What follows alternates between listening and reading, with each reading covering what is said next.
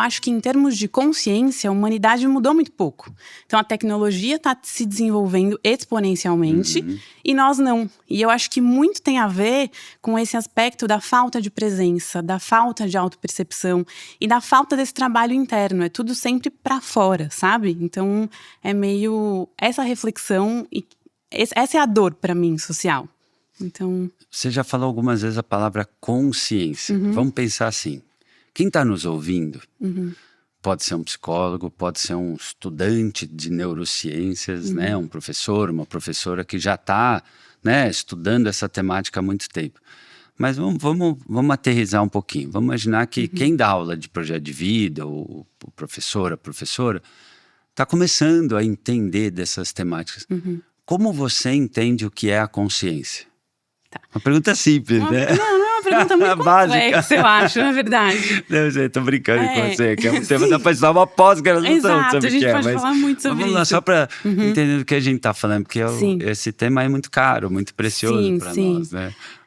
Eu sinto que a consciência ela é um degrau acima da mente, né? Então a mente é aquela área do nosso ser que a gente absorve conhecimento, absorve sabedoria, que a gente pensa, que a gente reflete. Mas eu acho que a consciência ela tá nesse lugar acima, que é o lugar um pouco mais, talvez, sutilizado de você conseguir fazer essas conexões de aprendizados com algo um pouco maior. Pode ser com a tua relação individual, com a tua relação com o todo, mas esse lugar é um pouco mais abstrato e sutil, eu diria, de você... É isso, eu acho que é um relacionamento muito íntimo que vai além da tua relação com os teus pensamentos, sabe? Então vamos lá. Então a gente tem o cerebrinho, né? Vamos lá, para você que está ouvindo aqui, porque é isso. Talvez você seja uma neurocientista, esteja muito mais preparada. Talvez você está começando a estudar essa temática. A gente tem professores que estão dando aula de projeto de vida pela primeira vez. Tem gente que já está com a gente há muitos anos. Então a gente tem o cerebrinho. O cerebrinho é o executor, é o organizador. O que o cérebro procura? Aumentar o bem-estar, o prazer, a segurança, o controle, a previsibilidade, minimizar o desprazer. O que só aí já é um problema humano, né? Porque se a gente não cuidar da nossa consciência, a gente se acomoda, a gente voa pequeno. Então você tem o cerebrinho e aí você tem a mente. E aí você tem a consciência. De uma forma bem didática, bem simples, como você diferenciaria o cerebrinho, a mente e a consciência? Eu acho que, de novo, voltando para o que eu falei, eu acho que a gente pode categorizar como níveis. Então seria uma estrutura hierárquica. Ou então seja, a o gente está cerebrinho pensando... tá aqui, degrau 1, Exato, físico. algo um pouco mais material, né? Tá. É o operador. Exato. É o executivo. Exato. É o que faz acontecer. Exato. Pisque, Exato. faça a digestão. Exato. Sorria. Exato. Legal, cerebrinho. Aí ele tem a mente. Sim, exato. Eu acho que a mente, ela funciona para dar os comandos, né? Então ela tá nesse lugar mesmo de organizar, entender? Faça assim, faça assado. E a consciência, para mim, tá nessa terceira camada, que é uma camada de... Eu vou usar uma palavra que talvez confunda, mas para mim é o que mais explica. Ela traz a alma para a história inteira. Então ela que guia de um lugar um pouco mais íntimo mesmo, né? O propósito. Por que aquilo tá acontecendo? Por que eu quero? Ela vem desse lugar. Não vem do seu cérebro. Ela vem desse lugar um pouco mais sutilizado, eu acho isso. E é legal isso que você está falando. E por que eu estou fazendo aqui essa provocação tão complexa, né? Porque tem muita gente que associa essas reflexões que a gente está trazendo, esses saberes, com algo exotérico, né? Exo, para quem não lembra, vem de fora, né? Que nem o exoesqueleto de quitina do crustáceo. Então é a camada do crustáceo da qual ele se desapega de tempos em tempos para crescer, né? Às vezes a camada, a capa de proteção do caranguejo, ela o serve, e de tempos em tempos ele tem que abandonar. É muito bonito isso, né? Ele abandona e ele fica frágil, imagina, você deixa lá a tua casa e busca. E eu fico pensando, Helena, que na prática isso não é uma coisa que está fora de nós. A alma, a consciência, a mente, o cérebro, está aqui dentro da gente. E uma das coisas que me chamou muita atenção, e foi daí que eu quis te trazer aqui, é que numa das suas práticas, você fala, não existe lá, só tem aqui. Conta um pouquinho disso, porque isso para mim é uma das coisas mais bacanas, quando você fala em um dos seus exercícios, né? Que muitas vezes a gente tão apressado, a gente deixa de notar o que é, deixa de estar presente. E a gente se desconecta do momento presente e a gente está correndo para quê? Você faz essa provocação, Sim, né? total. Eu acho super importante pensar nisso, porque como eu falei no começo, essa hiperestimulação que a gente se encontra hoje faz com que a gente tenha o nosso presente esvaziado com recorrência. Então, o tempo inteiro você não tá aqui. Você tá olhando a foto, você tá respondendo a mensagem, você tá pensando no futuro, ou você tá revivendo alguma dor ou alguma alegria do passado. E são poucas as vezes que a gente realmente ocupa o presente com totalidade. E qual o problema disso? Pensando, né? Porque às vezes tem gente que fala assim, Sim. mas eu gosto mesmo de fazer várias coisas ao mesmo tempo. Sim. Tem professores que falam, que bobagem essa coisa de não deixar o celular na mão do aluno, porque eu gosto de pesquisar com o meu aluno. Tem aluno que reclama, a gente está no primeiro ano dessa nova lei, a 15.100, que tem familiar que fala, mas eu quero falar com meu filho a qualquer hora. Qual o problema?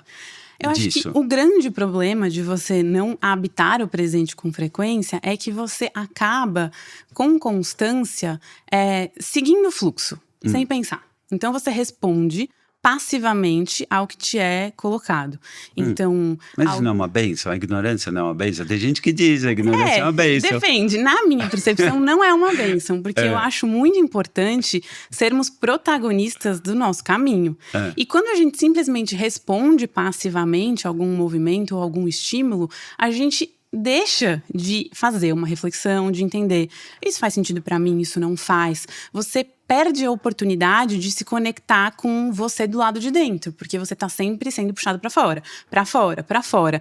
Nesse pra fora, você não consegue sentir, né, o que tá acontecendo dentro de você, você não consegue parar pra pensar e você só vai. Mas aí não fica mais fácil a vida? É mais fácil, vai com o fluxo. Pode ser que fique mais fácil, mas pra mim é um fácil sem valor, né? Porque eu acho que a grande lição da vida, né? O que a gente mais… o nosso maior objetivo em estar aqui é sair maior do que a gente chegou. E como você vai sair maior se você tá só indo no automático? Você tá falando da escola da vida. Exato, né? Da nossa jornada inteira de existência. Então, pra mim, essa é a grande provocação, né? Você sair do presente faz com que você, com constância, deixe de aproveitar as oportunidades que você tem de fazer sua autorreflexão, de entender se o movimento que estão te puxando é legal ou não é. Então, pra mim, é fundamental por isso, com certeza.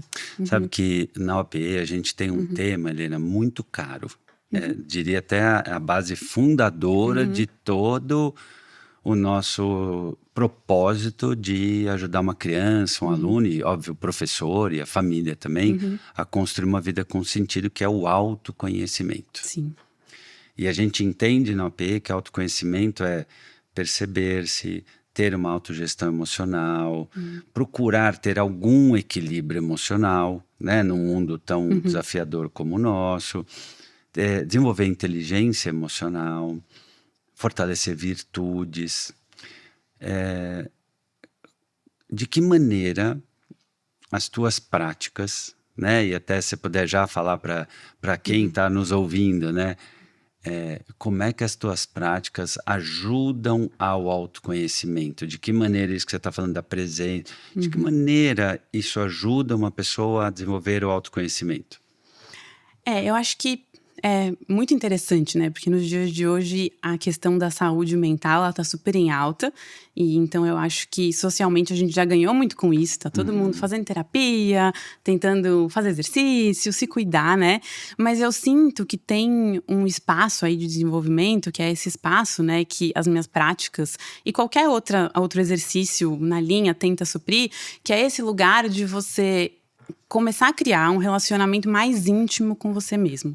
E pra mim, quando você cria esse relacionamento, os benefícios são imensos. Obviamente, neurologicamente, a gente já tem milhões de comprovações. Então, a massa cinzenta do cérebro aumenta, você sente menos dor, você fica mais empático, você, inclusive, tem áreas do cérebro relacionadas ao apego, que elas são diminuídas quando você medita muito. Então, você aceita mais, né, o fluxo e a impermanência da vida. Então, enfim, cientificamente a gente pode enumerar muitas coisas, mas pessoalmente eu sinto que faz com que você desenvolva uma sensibilidade, tanto individual quanto com o outro, que ela é muito importante para você construir sua vida inteira. Então, obviamente, talvez seja um pouco genérico o que eu tô falando, mas você desenvolve sensibilidade, presença, atenção.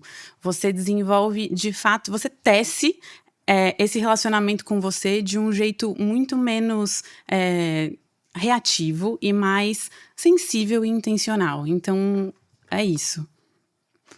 Você sente alguma coisa quando você faz as práticas? Você sente o quê, assim, quando você faz coisas com essa proposta? Eu sou uma pessoa muito sensível e eu percebo que a minha mente, ela é muito acelerada, né? Minha mente, uma vez eu vi a Mel Robbins, que é uma podcaster que eu adoro, uma das maiores podcasters do mundo. Ela falou, a minha cabeça parece um pouco como uma caixa de sapato que tem um monte de rato na cozinha e se eu bobear, é como se eu abrisse essa caixa e vai tudo, os ratos correndo e sem direção. E como a minha vida é muito dinâmica, né? Eu atendo pacientes, eu escrevo, eu dou palestras, eu crio os conteúdos da Metodologia AP, eu dou entrevista, eu viajo. Se eu não cuido da minha mente, Helena, eu me perco dentro de mim mesmo. E aí, às vezes, eu tô sentindo um monte de emoção que não tem nada a ver com o que eu tô vivendo naquele momento. Então, eu quero escrever, mas a minha cabeça tá... E quando eu faço os teus exercícios, isso me ajuda em 3 coisas fundamentalmente, que me emocionam muito. Uma é silenciar um pouco. Cara, tem às vezes muito barulho dentro da minha cabeça, cara. Por quê? Porque eu atendo um paciente que bateu na mulher e o cara tá arrependido. Aí eu escrevo um texto sobre o afeto, mas aí eu dei uma palestra e veio uma pergunta. Eu me misturo muito com o mundo. E quando eu faço as tuas práticas, os teus exercícios, vamos chamar assim, cara, um dos maiores benefícios é que você consegue me guiar. Eu acalmo o meu diálogo interno. Às vezes chega a silenciar o meu diálogo interno. Se fosse só isso, já seria sensacional. Porque esse barulho cansa. Esse olhar para fora, esse se misturar. Porque é impossível você não se misturar. Só que o que eu aprendi, eu quero te ouvir um pouco, é que se a gente não pode ser indiferente ao mundo, aos outros, a gente pode ser independente. Eu não preciso depender, eu não preciso me misturar em definitivo. Porque a gente tem empatia, a gente tem células espelho, que o outro sorri, a gente sorri, o outro boceja, a gente boceja. Aí você imagina uma sala de aula, 30, 40 aluninhos que estão misturados com as suas famílias, com seus vizinhos, com as suas comunidades, com um cérebro agitado hoje, cada vez mais disperso, agitado, inquieto. Como é que você vai conseguir dar uma aula? Porque se a gente pensar, antigamente você tinha o TDAH, né? Cerca de 6% da população mundial, segundo vários estudos. Mas hoje, pergunta para qualquer professor, 70%, 80% da turma está em modo TDAH, e muitas vezes o próprio professor. Então, o primeiro benefício é se aquietar, é silenciar. O segundo vem, e eu acho que é legal deixar aqui esse testemunho, até para te encorajar, porque às vezes você fala assim, mas o que eu posso obter disso? Para mim é, primeiro, silenciar, e muitas vezes ter a capacidade de perceber o que eu estou sentindo, Helena. Então tem hora que eu choro pra caramba, porque você percebe que tem uma dor, ou tem um cansaço, ou tem alguma coisa que eu não estou dando conta. Às vezes até é uma coisa muito feliz. Aí às vezes eu choro, eu falo, peraí, mas esse choro é de feliz? Ou eu percebo que eu tô com raiva de alguma coisa. Ou eu percebo que eu não quero fazer tal coisa. E a terceira coisa é uma energia que vem. é muito interessante, né? E hoje a psicologia está caminhando nesse sentido do autoacolhimento, e não é controlar as emoções, ao contrário, é percebê-las e deixá-las fluir. Porque Sim. controlar a emoção é uma mentira, a gente não controla, né? Então, eu gostei quando você falou, né, da gente ter uma relação mais íntima com a gente. Aí eu te pergunto, pensando que a gente tem aqui professores, professoras que dão aula para criancinha, para adolescente, quando que é um bom momento para eu começar práticas de desenvolvimento mental, relaxamento, mindfulness, exercícios de visualização criativa? Quando é o momento? Tem uma idade que começa a funcionar? O que você Eu sabe acho de que pesquisas, de dados sobre isso? Eu acho que desde sempre, assim, óbvio, a gente tem uma dificuldade, né, ali da consciência da criança. Então, acho que muito nova é um pouco desafiador, mas sempre fomentar esses momentos de autopercepção. Porque se você pensa assim, Léo, todo dia você não toma banho? Você não escova os seus dentes? Você não come? Por que todo dia você não cuida também das tuas emoções, da tua mente, da tua consciência? Então a gente vive sempre nesse lugar do corpo físico, da matéria, e muitas vezes a gente acaba adoecendo ou tendo vidas que são mais desafiadoras pela falta desse relacionamento. Então eu acho que quanto antes você incentivar isso, melhor para a criança, né? Então eu mesma, na minha experiência de vida, eu sinto que eu sou tudo o que eu sou por causa da construção desse relacionamento íntimo desde muito nova. Então eu acho fundamental. Então eu não consigo pensar a minha vida sem tudo isso. Então quando eu olho para uma criança em desenvolvimento ou até para um adulto que está passando por dificuldades emocionais ou dificuldades na própria vida, na construção da própria vida, eu falo, se essa pessoa tivesse feito isso desde sempre, isso não estaria acontecendo.